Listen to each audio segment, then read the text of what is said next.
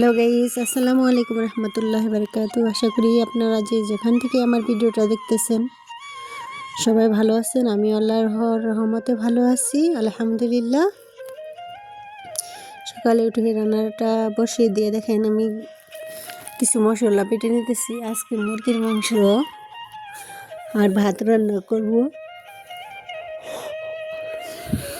আর আমার ভিডিওটা যদি আপনাদের ভালো লাগে অবশ্যই প্রথম থেকে শেষ পর্যন্ত দেখবেন, আমাকে সাবস্ক্রাইব করবেন।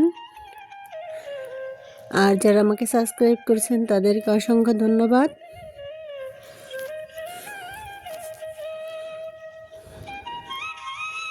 হয়তো সুন্দর করে গুছিয়ে কথা বলতে পারি না, হয়তো সুন্দর করে রান্নাটাও করতে পারি না, হয়তো সুন্দর একটি রান্নাঘর নাই, কিন্তু তারপরেও যা আছে আমরা গ্রামের মানুষ, এভাবে আলহামদুলিল্লাহ।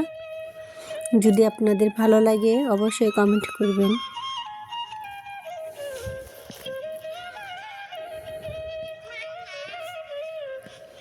আর যারা নতুন আছেন একে অপরকে সাপোর্ট করবেন,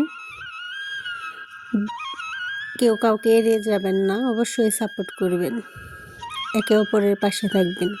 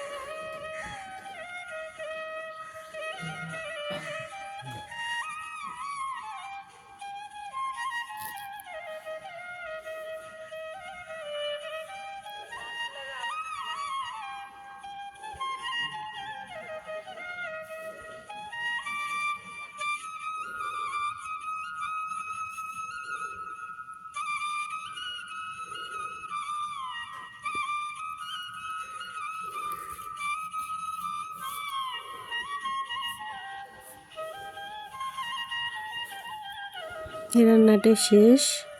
আজকে মেয়ের মাদ্রাসার অনুষ্ঠান, ওইখানে একটু যাইতেছি। আইসা দেখেন এখানে বিরিয়ানি রান্না করুন। আমার ছোট যার মেয়ের জন্মদিন। আর কেউ কিছু মনে করবেন না আমাদের পরিবেশ দেখে। গ্রামের চুলা সবসময় রান্না করলে এরকমই হয়। সবসময় তো আর নেপে রাখা যায় না, সময় তো ভেঙে যায় একবার দুবার রান্না করলেই, কালি পড়ে।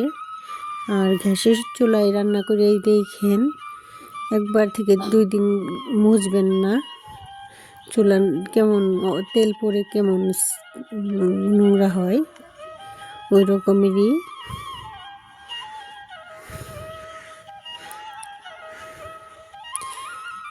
যারা আমার ভিডিওটা দেখতেছেন একটু সাবস্ক্রাইব করবেন আপনাদের বোন ভেবে। আমার এখানে সব গ্রামীণ দৃশ্যই দেখানো হয়, যা আমরা করি গ্রামের মানুষ, সাধারণ মানুষ। এখানে কোনো বেশি কিংবা কম দেখানো হয় না, যা আমরা বাসায় করি তাই দেখাই।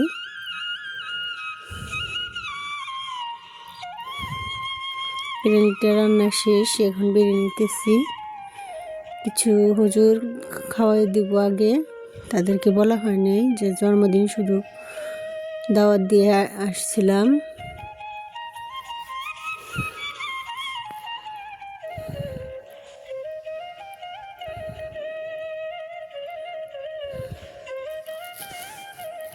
এখানে দেখেন এই যে আমি খেয়ে নিলাম, একটু সাজগোজ করছি সবাই মিলে।